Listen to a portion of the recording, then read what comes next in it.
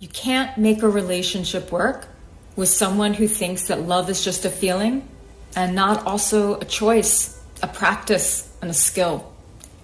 Because the people who think that love is just a feeling, they don't make good partners.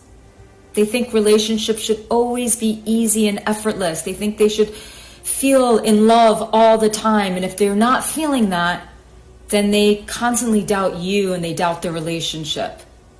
The truth is, when we love someone and we want to love them, we're going to have to make the choice of loving them many, many times throughout the course of our relationship with them.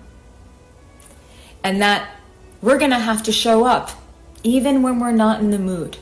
And we're going to have to listen when we don't want to listen. And we're going to have to communicate when we don't really want to communicate. Love is not just a feeling. It is a skill.